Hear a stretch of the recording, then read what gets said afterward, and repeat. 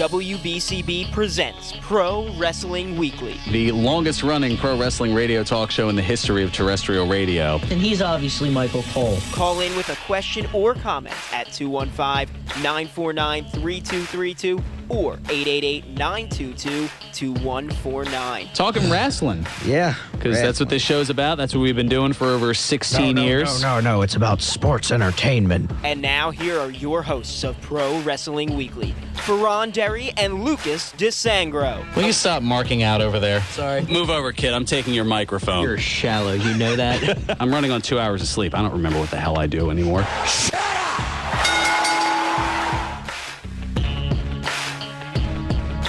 There's the sound of the bell, and we are set to go. This is Pro Wrestling Weekly here on 1490 WBCB and online at WBCB1490.com.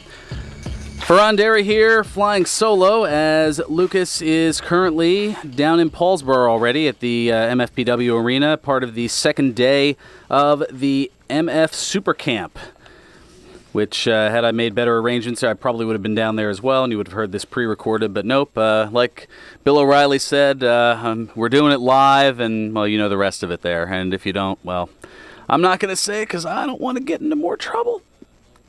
Enough trouble seems to come my way around here. But that's a whole other story. Yes, the Super Camp, which started yesterday, got the chance to learn from quite a bit from Kevin Kelly, former WWF and Ring of Honor play-by-play commentator, currently the English commentator for New Japan Pro Wrestling. Also, legendary wrestler and trainer Les Thatcher. He's down there. Mike Quackenbush of Chikara fame, and infamously, although I didn't bring it up at all yesterday, was one of the guests on the Remote from Hell from about 8 years ago or so, as well as Ray Lloyd, formerly known as WCW star Glacier.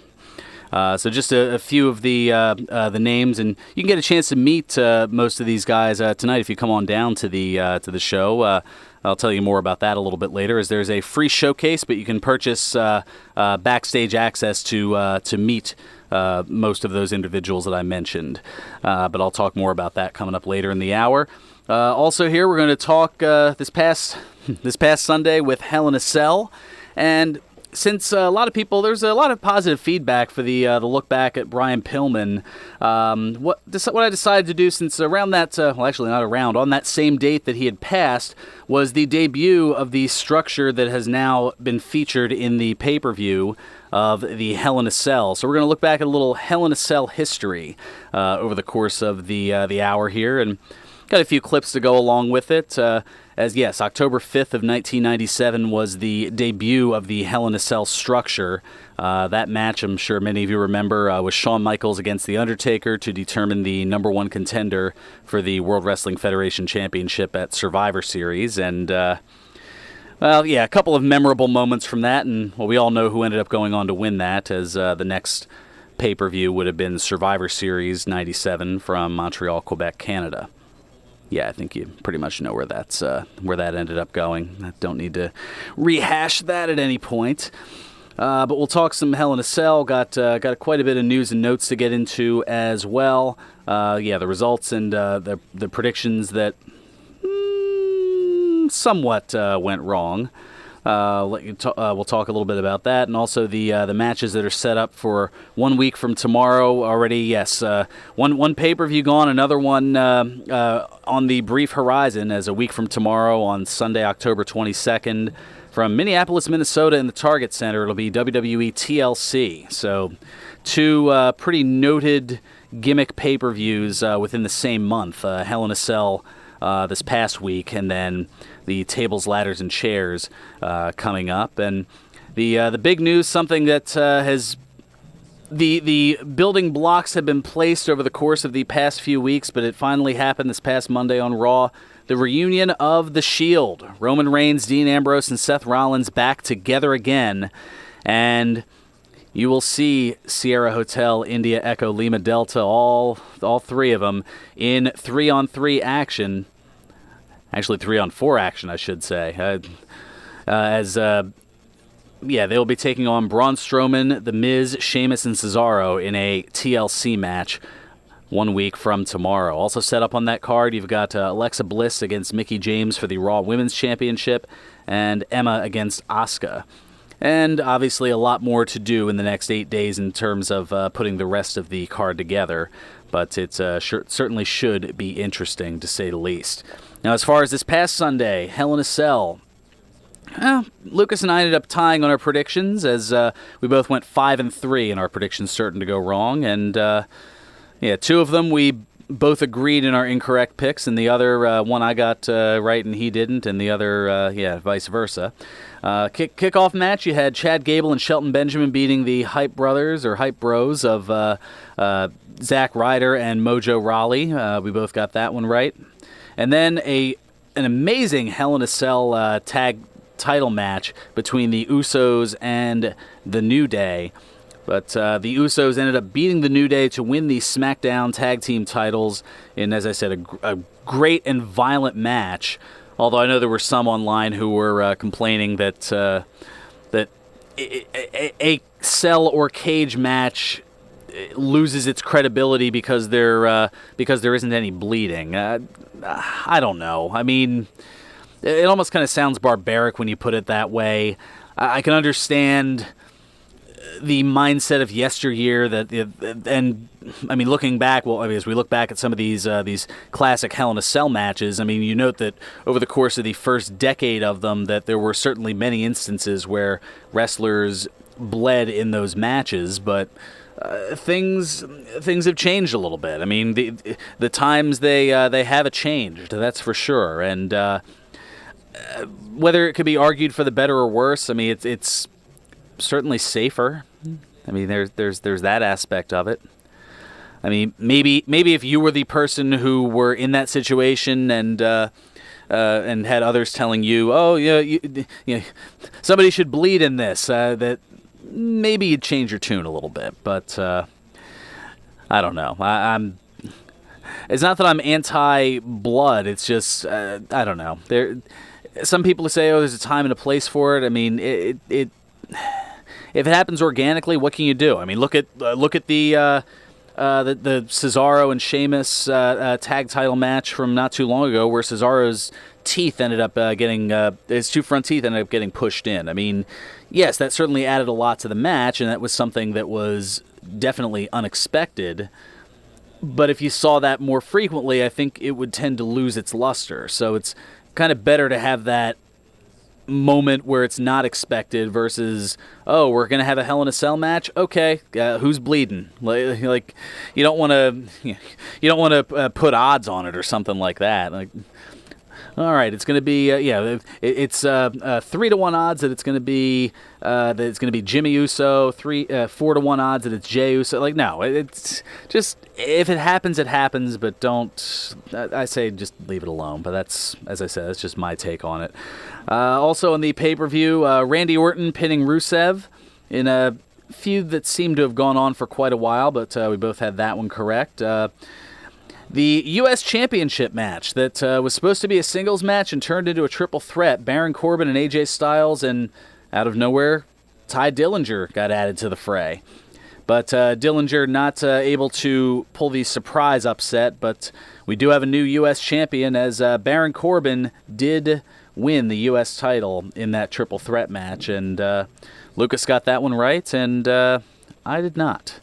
Moving on, Charlotte defeating Natalya by disqualification in the women's title match there, so Natalya retains. Because Charlotte won, our pick was incorrect on that one. And the WWE Championship, Jinder Mahal pinning Shinsuke Nakamura to retain the title. That one I figured and made sense, and that one I figured was going to be correct, and Lucas had gone with Nakamura on that. Much to his dismay.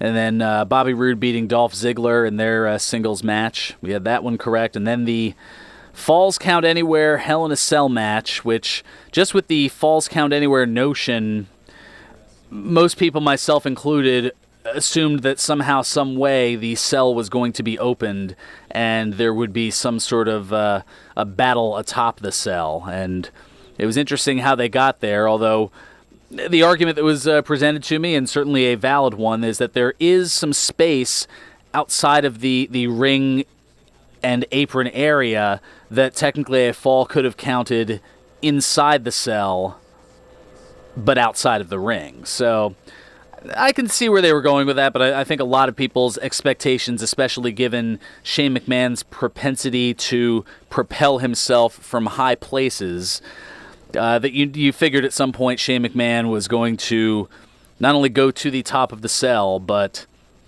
also go off of the top of the cell through more than likely a ringside announcer table. And that is what happened, although the one thing that a lot of people did not expect was that as Kevin Owens was laying there on the announcer's table, that a longtime friend and foe, Sami Zayn, would pull Owens out of the way at the last minute, and McMahon came crashing down through the table from high atop the 20-foot Hell in a Cell.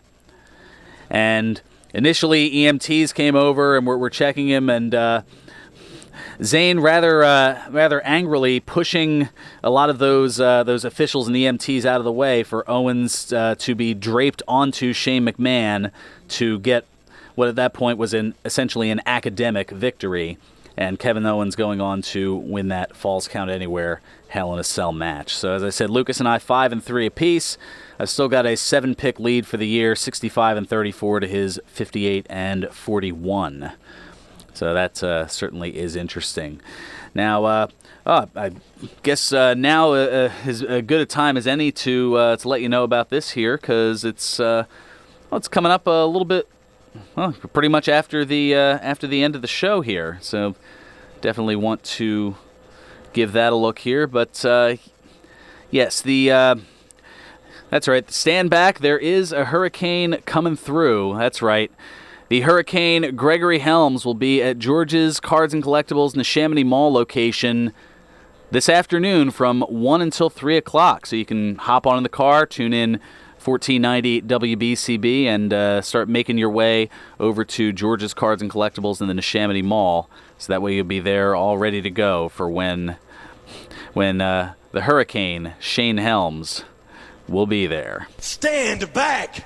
There's a hurricane coming through. That's right, that particular hurricane. Not all the ones that we've had to deal with weather-wise throughout the country here. Also on Friday night, November 3rd, from 6:30 to 8:30 p.m., former WWE diva Rosa Mendez will appear at George's Neshaminy Mall location. And George's, for the moment, has 2 locations for all of your cards and collectibles needs. Their original store at 7755 New Falls Road in Levittown, as well as in the Neshaminy Mall in the movie theater wing, but also just recently announced. That's right, just to shake things up here, coming soon, and this was some breaking news that was announced yesterday morning. George's Cards and Collectibles happy to announce that George's Collectibles will be returning to the Oxford Valley Mall this November. It says to watch out for their grand opening, and as well as a Philadelphia Flyers signing announcement this weekend. So that has not that announcement has not been made here as of airtime, but I'm sure once that comes out over the course of this weekend, probably after everything with Hurricane, because they're getting ready to get that going on. Then you'll, so you have 3 locations to get all your various cards, collectibles, and whatnot. They are still a big thing, the sports cards, and they certainly have a lot of not just sports collectibles, but wrestling collectibles as well. Everything from an autographed 2x4 from Hacksaw Jim Duggan to, I believe, one of Deborah's sashes from when she was, she was the self-professed queen of WCW. What are some of the other things I've seen there? Quite a few replica championship belts, T-shirts as well. Lots of action figures, which I know that my currently absent co-host would definitely be into. What? Okay, well, maybe not. I don't know. No, he would. He'd probably yell at me for calling him out on that, or he'd proudly admit it, one or the other. Maybe we'll see if he's back next week. But anyway, yes, so 2 locations for now, and in a month from now, 3 locations coming back to the Oxford Valley Mall. For more information, go to georgescollectibles.com and follow George's Cards and Collectibles on Facebook. Coming back, we've got a lot of news and notes to get into, including some Impact Wrestling news and some departures and requested departures from WWE, as well as some signing news and some travel and a whole bunch of other stuff, plus our look back at the history of Hell in a Cell, all here on Pro Wrestling Weekly on 1490 WBCB and online at WBCB1490.com. Hi, I'm Henry Carpenter, a certified elder law attorney, with a special message for people who are caring for an elderly or seriously ill parent. I know it can be difficult to talk about finances and long-term care planning with your parents, but it's important to sit down together to talk about their concerns before your family is in the middle of a medical crisis. One helpful way to get the conversation started is to pass along a magazine or a newspaper article that discusses finances for the elderly. You also might want to get some advice from a certified elder law attorney. We can help you and your family understand the different options available to them. I'm here to answer your questions on WBCB Tuesday mornings on Senior Legal Strategies or in my office at 215-493-0727. That's 215-493-0727. Or check us out on the web at www.buckscountyelderlaw.com. Hi, Tom Mellon from Team Toyota. Remember to listen to our show, Let's Go Places with Tommy Toyota, live here on 1490 WBCB, dedicated to our local hometown veterans, policemen, and firemen. Call me anytime for an appointment at 215-768-6505. That's 215-768-6505 for your exclusively discounted vehicle selection, and $50 will be donated in your honor to our specially selected charities. Stop by and see me, Tommy Toyota, at Team Toyota, Business Route 1, Langhorne. Hi, this is Smiling Lou Powers, here to invite you to join us every Wednesday as we broadcast Sunshine Music Memories live from the Philadelphia Protestant Home in the Northeast. We'll be playing the music that you remember in a setting you will love. Philadelphia Protestant Home is located at 6500 Tabor Road in the Northeast, and I will be there live every Wednesday, 10 a.m. till noon. Come out and listen, dance, and make some new friends. Sunshine Music Memories live from the Philadelphia Protestant Home every Wednesday at 10 a.m.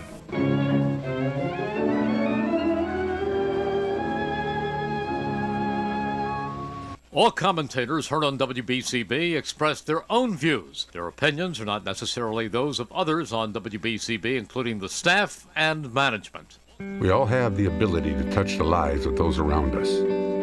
To someone going through a difficult time, a text, a call, or a visit can mean so much. Reach out to the veterans in your life today. Let them know they're not alone. One simple act can make all the difference. That's the power of one.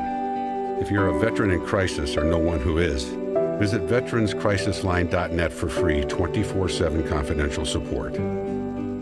See, it's got the Luigi death stare from Fearon, so we might have to... I didn't give you the Luigi death stare. That's not true. You're breaking kayfabe. Breaking kayfabe. Gonna break something else during this commercial. There we go. That's what I like to see. And now, more Pro Wrestling Weekly with your hosts, Fearon Derry and Lucas DeSangro. Are we getting into that controversy again? I know how it feels, and it's not fun. Welcome back to Pro Wrestling Weekly here on 1490 WBCB and online at WBCB1490.com.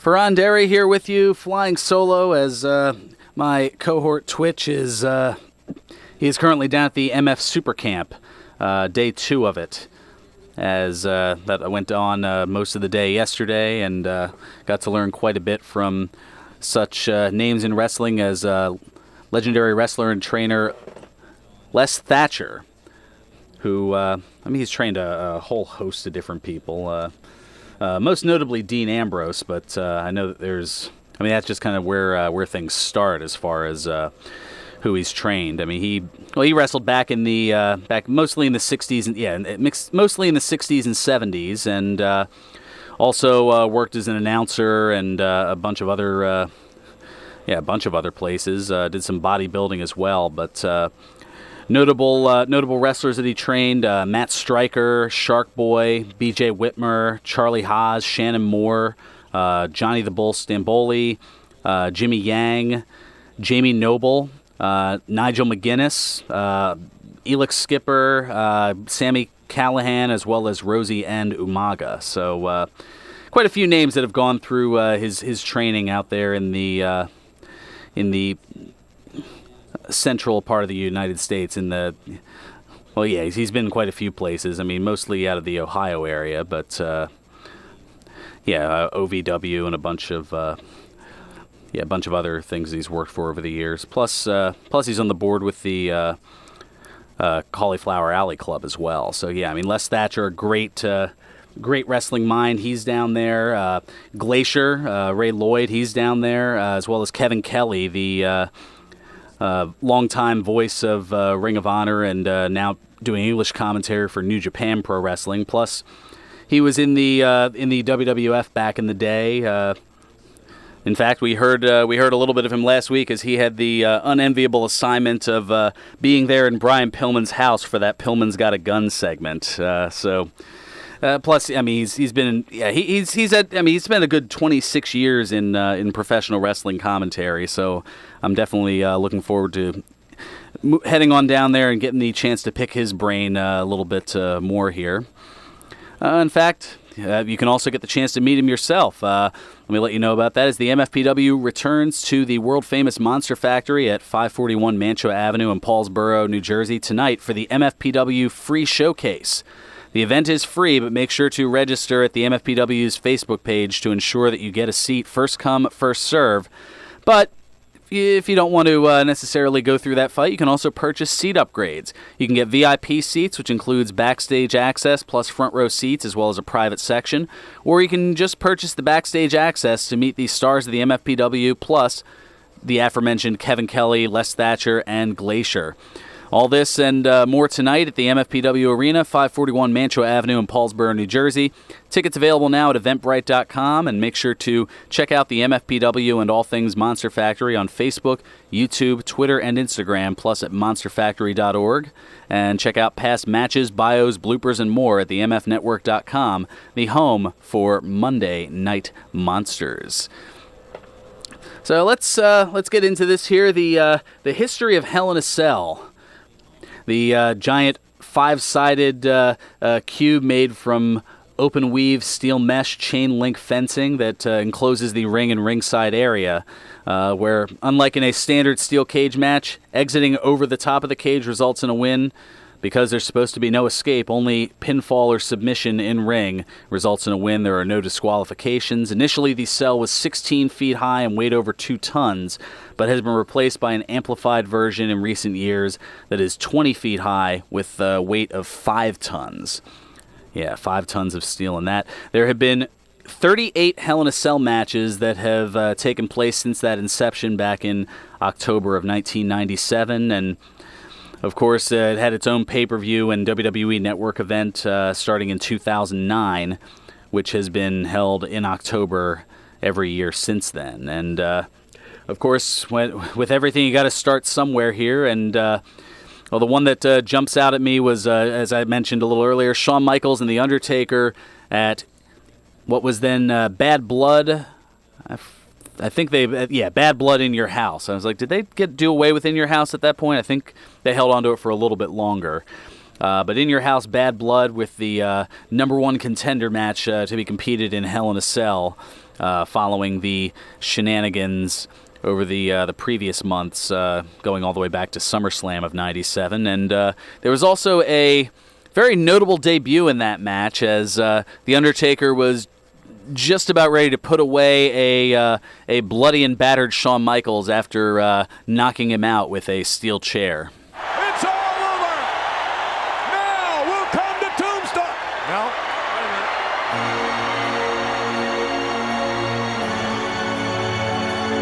What else happened?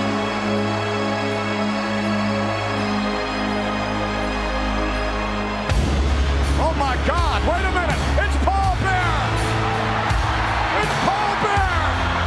And that's gotta be Kane! That's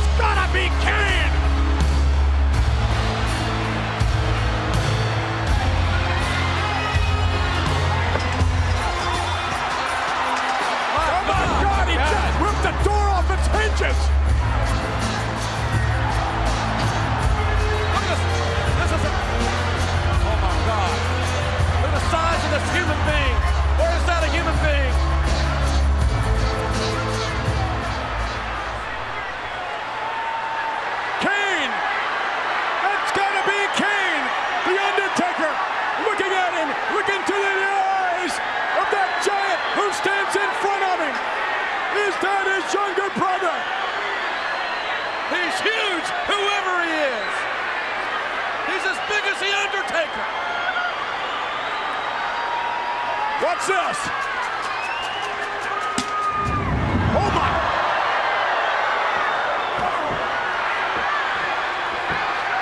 The Undertaker! Tombstone! Undertaker! Set up for the tombstone! The Undertaker set up for the driven down to the canvas!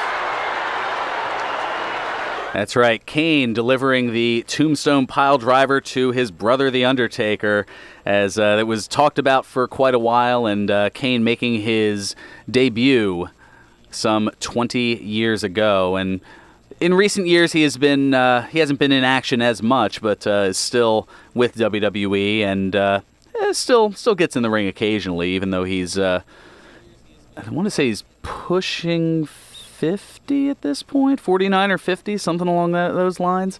But a lot of longevity, as definitely noted. And yes, Kane ripping the door off of the Hell in a Cell hinges, and always good to hear a little bit of Vince McMahon, as that would have been that was actually his last pay-per-view on commentary before being known as the evil Mr. McMahon that would go on and feud with Stone Cold Steve Austin and the likes. That was the last time we'd hear him on commentary, as we know what happened the next month with Vince McMahon and getting involved in Survivor Series 97.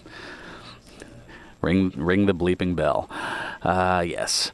And, of course, another great memory, as, there are so many here with Hell in a Cell. And don't worry, we're not going through all 38 matches on here, but, there were some... Well, we can go over them briefly, but they're not going to have clips like this. The next one wouldn't be until June of '98. Leading up to the King of the Ring, there was a Tornado Tag Team Hell in a Cell match. The Undertaker and Stone Cold Steve Austin against Mankind and Kane, their respective opponents at King of the Ring, and The Undertaker and Steve Austin winning that. But The Undertaker and Mankind, they would go on a little less than 2 weeks later to pretty much put the Hell in a Cell in a level of fame and infamy all in the same night. As mentioned at one point, EMTs...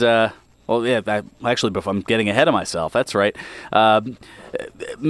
Mankind climbing to the top of the cell before the match even started, and, they ended up fighting atop the cell for a little bit before this happened. They're fighting on a steel roof of this cell. They use it.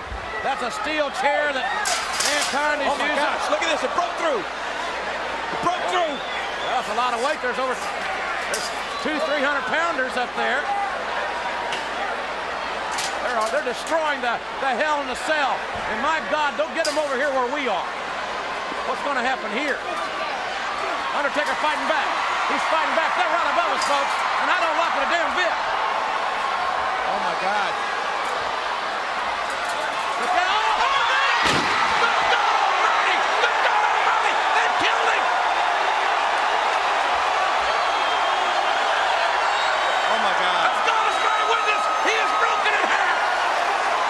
That classic soundbite that I'm sure has been used in many a sport video and quite a few other edits. But yes, Mankind getting thrown off the top of the cell through the ringside commentator's table.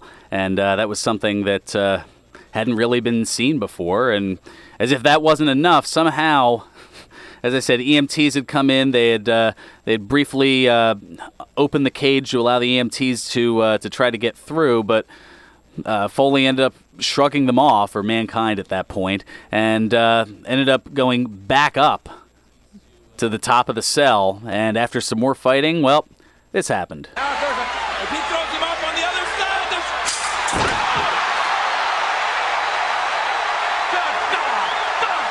that's it, he said. Somebody stop the damn match! The choke slam off of the top of the cell, through the top of the cell, I should say, into the ring.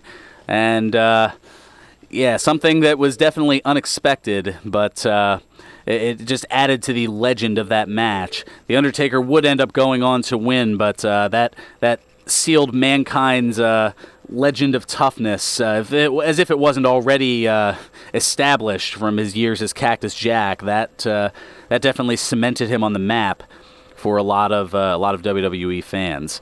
And then after that point, there was a brief. Actually, Philadelphia saw the next two Hell in a Cell matches. One from August of 1998 when Raw had Mankind and Kane fighting a no contest, and then fast forward to March 28, 1999, WrestleMania 15, The Undertaker and the Big Boss Man. The Undertaker holding a noose.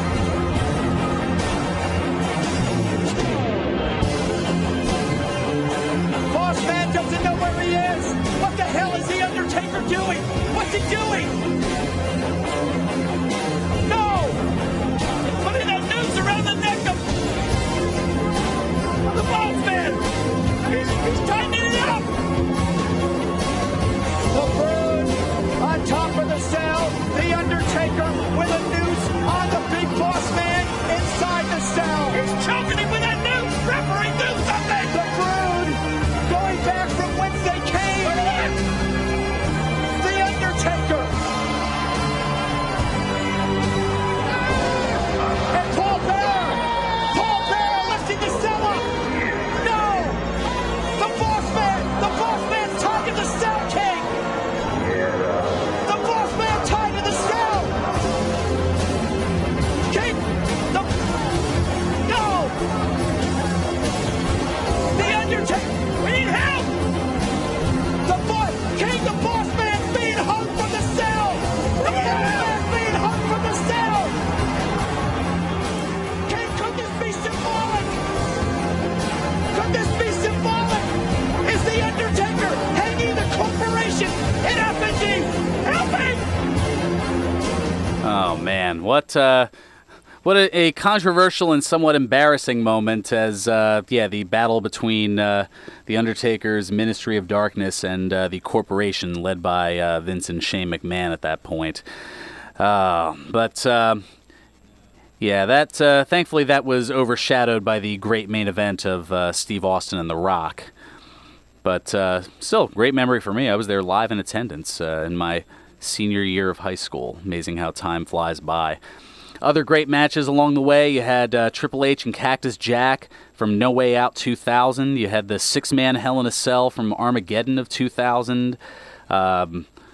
Just so many different moments over the years. I mean, you've seen pretty much over the course of different pay-per-views as well. The debut of the Amplified or 20-foot cell was in September of 2006 at the Unforgiven pay-per-view, where you had a 3-on-2 handicap Hell in a Cell match of Triple H and Shawn Michaels from DX beating Vince McMahon, Shane McMahon, and The Big Show. And ever since, the cell has been 20 feet in height. And then starting in 2009, you had the various pay-per-view themed Hell in a Cell, including the very first Hell in a Cell pay-per-view, 3 different Hell in a Cell matches, The Undertaker and CM Punk for the World Heavyweight title, Randy Orton and John Cena for the WWE title, and a Tornado Tag Team Hell in a Cell match of Degeneration X, Shawn Michaels and Triple H once again against Legacy's Cody Rhodes and Ted DiBiase. Since then, they've scaled back, and primarily the pay-per-views tend to have just the 2 Hell in a Cell matches per, and last year marked that there were actually 3 different.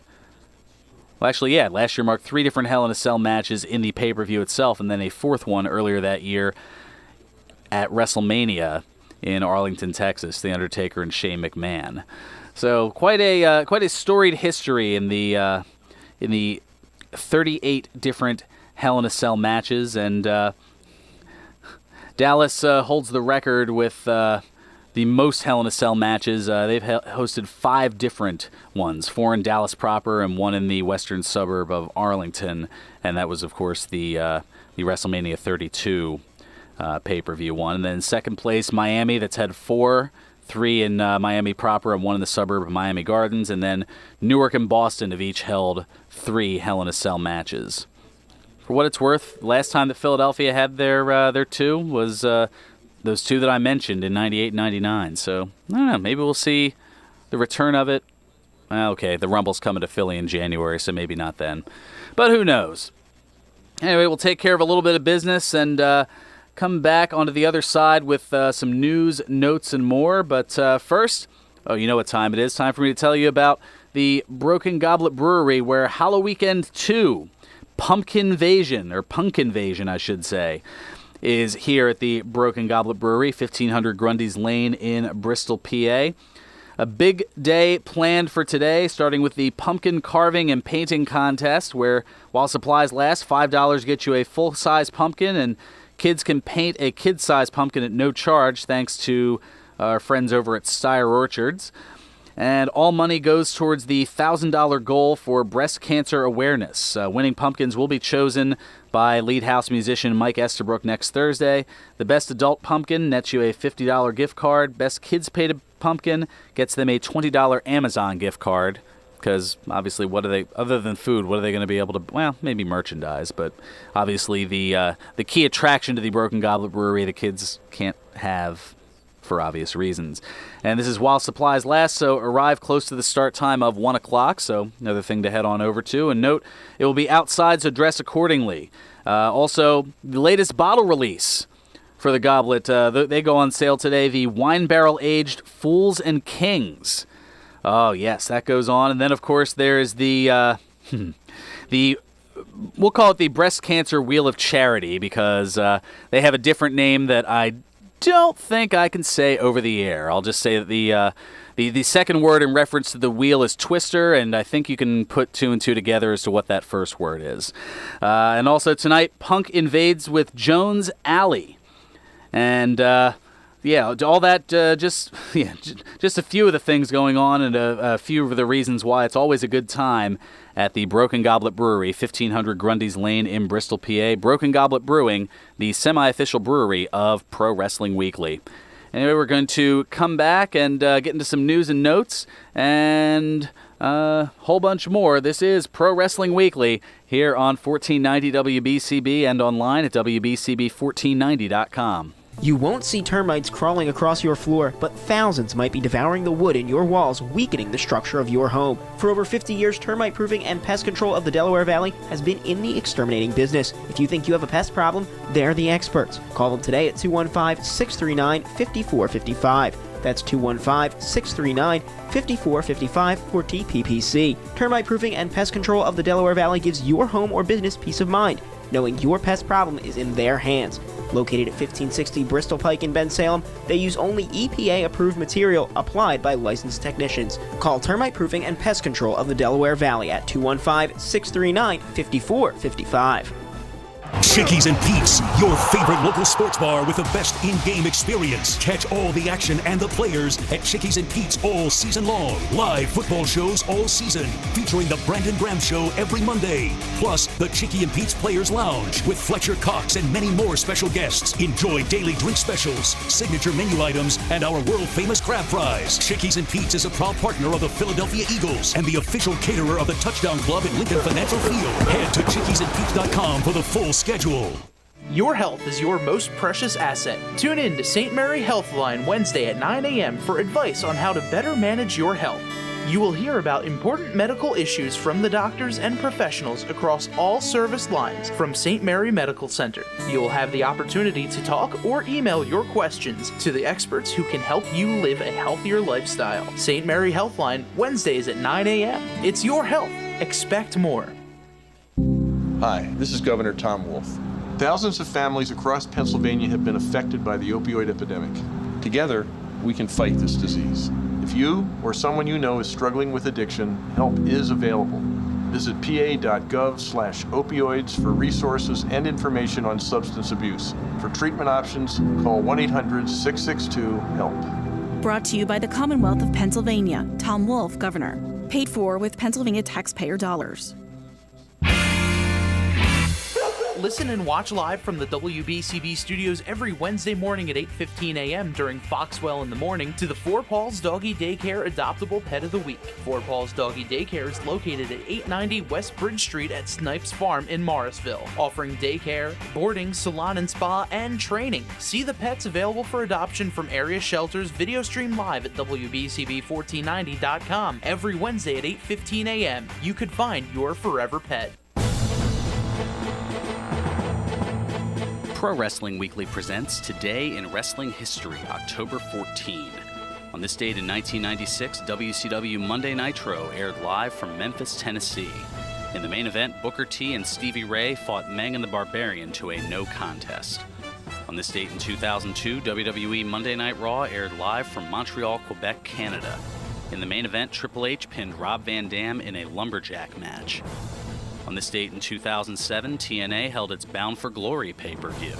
In the main event, Sting pinned Kurt Angle to win the TNA World Heavyweight Championship. On this date in 2013, WWE Monday Night Raw aired live from St. Louis, Missouri.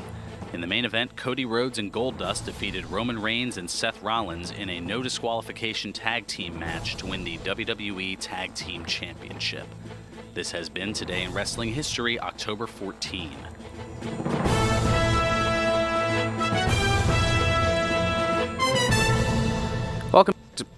Welcome back to Pro Wrestling Weekly here on 1490 WBCB and online at WBCB1490.com. Fearon Derry here with you, flying solo today here as Lucas is down in Paulsboro. He's at the second day of the MF Super Camp. I'll be joining him at the conclusion of the program here, and hopefully we'll see you later tonight down at the MFPW Arena in 541 Mantua Avenue in Paulsboro for the MFPW Free Showcase. Anyway, before we get into the news and notes, I know the lines were a-buzzing during the during the look back at the Hell in a Cell. So let me quickly go to. We got a couple callers here. We'll start off with Douglas from Philadelphia. Douglas, welcome to Pro Wrestling Weekly. I'm sorry. I think we had a little bit of trouble there going on with the connection there, Doug. But Douglas, let's go to Ed from Northeast Philly. Ed, welcome to Pro Wrestling Weekly. Hello. Ed, what's going on? I thought I lost you. No, you're here. No, it looks like looks like we had some other connective issues, but it looks like that's been resolved. I'll make this short because we're short on time. Yeah, no worries. All right, we have Final Battle coming. The tickets are on sale now for the Hammerstein Ballroom on December 15th. Ooh, that should be a good show. JAPW coming October 21st. Joe Gacy, Lufisto, Roy Gulak, and Coast to Coast at the Runway Rec Center. Alrighty, sounds I was gonna say that sounds like a pretty stacked lineup too. We have CCW tonight in Sewell, New Jersey. 7:30 p.m. bell time. La Stella Complex. Oh, that's right. That's their new location, the Rastelli, 1855 Herfville Road in Sewell. Raw is in Baltimore on Mischief Night, October 30th. Can only imagine what's going to be going on there. And here's one more. Darby Rec Center has, in Darby, Pennsylvania, KCW. The Hurricane's going to be down there. Roy Gulak, Latin Dragon, Ultimate Dragon or Ultimate Dragon, and Crazy Ivan. Oh, wow. That's well, that would explain why. Okay, so I guess that's where the Hurricane is going after his appearance at George's Cards and Collectibles a little bit later. That show starts at 6 p.m. Gotcha. Okay, that's not too shabby. Next Friday, well, this coming Friday. Yeah, wow. Where's the time going with all this stuff? And Coast to Coast will be on that show too, along with Bully Ray, Cody, Jay Lethal, the Briscoes, and the Young Bucks. Oh yeah, I knew Coast to Coast was going to be there. That was almost a no-brainer. Shaheem Ali and Leon St. Giovanni, LSG. Also, as I'm looking here, wow, yeah, a lot of good stuff going on. Let's quickly skimming here. That's right. This is oh wow. Also, Punishment Martinez and Josh the Goods Woods. That'll be another good one. Yeah, this will definitely be that'll definitely be a good show this coming Friday at the. Yeah, it's a TV taping too at Philadelphia Excellence. So yeah, the tag titles, the Motor City Machine Guns, set to take on the War Machine. Women of Honor, Deonna Purrazzo and Karen Q. That should be a fun time down. Plus Kenny King and Mark Briscoe as well for the television title. And who knows who else is going to pop up? Yeah, exactly. You never know who. Yes. And I mentioned about Bruno last week. He shared a birthday with the late Frank Talent. Huh. I think they were the same age. Possibly. I mean, I'm that one I'm not too. Yeah, I was gonna say that one I'm not as certain of. I mean, Bruno's definitely doing well at 82. That's for sure. I don't think he does any autograph appearances either anymore. I'm sure that if he does, they're very select at this point. Being at that age. Yeah. Quality, not quantity, but that's what Bruno was always about. And I heard you were doing a double duty today. I was gonna say I'm doing a lot of different things. What do you mean in terms of double duty? Like producing. Oh yeah, with the polka show prior to this. Yeah, that's. I mean, normally, for those who aren't exactly early birds here for WBCB, I usually have my DJ show Chart Toppers at 6 in the morning. So every Saturday. So yeah, so I'm usually playing that and putting stuff together for the show here, and yeah, so that usually explains why my brain is a bit scattered, and that's usually because, I mean, when I joke about it in the opening, and I'm usually running on 2 hours of sleep, and that's not far from the truth on pretty much every Friday into Saturday. You can add one more thing, being a producer, besides a wrestler, a commentator. Yeah, well, it's only an hour show. We can't go over all my accolades. Anyway, I was going to say, I'm up against it here, but thanks so much for chiming in. We'll catch up with you next week. All right.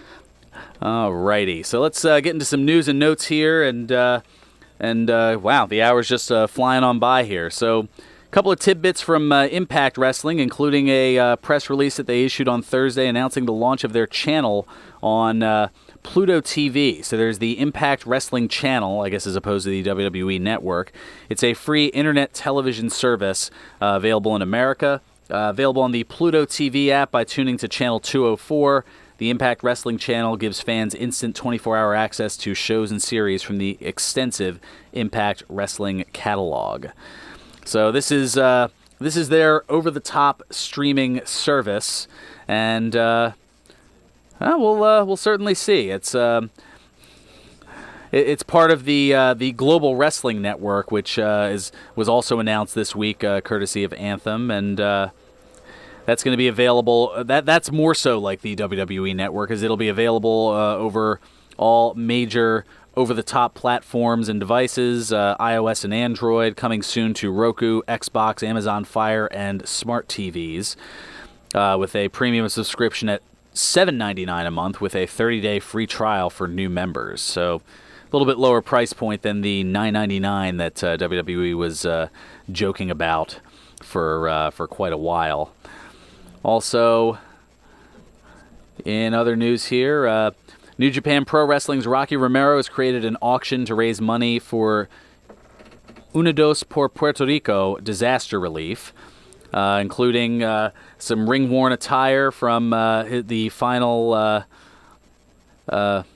Roppongi Vice against the Young Bucks IWGP Junior Tag Title match that was at the G1 Special USA event in July. And 100% of the proceeds from the auction will be going to the Unidos por Puerto Rico Disaster Relief Fund to support Puerto Rico. So really cool cause. You can check it out on Rocky Romero's Twitter, and that's at Azucar Rock, or at AZUCARROC. And there's also the auction on eBay.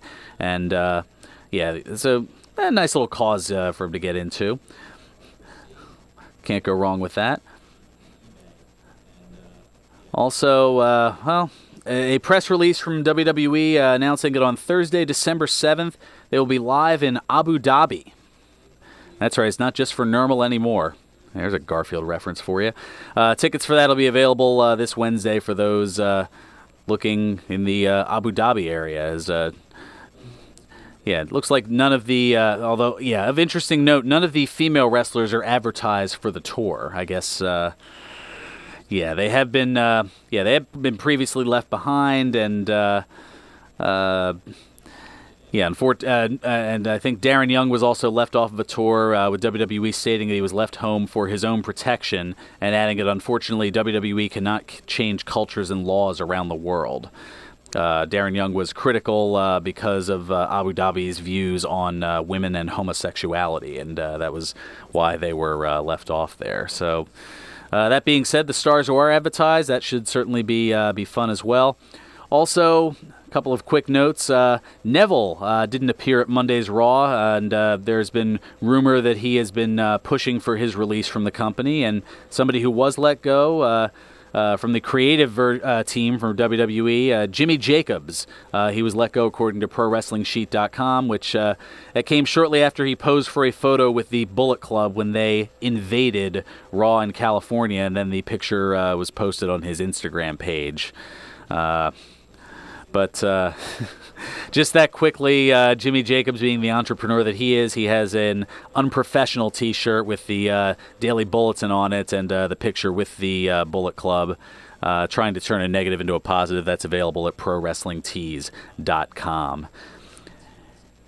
And also, as I say, it's about that time, so let's go ahead and get into that thing that we do right around this time. And even though Lucas isn't here, I guess we can ask him what that particular thing would be, thanks to the magic of drops. Birthdays, you jerk.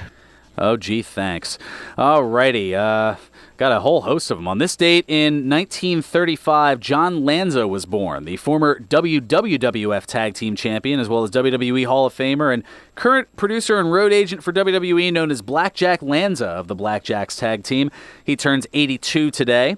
On this date in 1947, Joseph Nikolai Piruzovich was born, the former WWF Tag Team Champion, WWE Hall of Famer, and crooner of the Soviet national anthem known as Nikolai Volkov turns 70 today. On this date in 1949, David William Schultz was born, the two-time Stanley Cup champion hockey player known for his role as an enforcer on the ice and guest referee for the Broad Street Bully match between Cactus Jack and Dave Sullivan against the Nasty Boys back in '94. Better known as Dave the Hammer Schultz. How about that, Flyers fans? He turned 68 today. On this date in 1952, Daniel Eugene Spivey was born. The former WCW and WWF wrestler, also known as Waylon Mercy, turned 65 today. On this date in 1974, Joseph William Utzler was born. The rapper and former WWF, WCW, and TNA wrestler, better known as Shaggy Two Dope of the Insane Clown Posse, turns 43 today. Shout-outs to the Juggalos.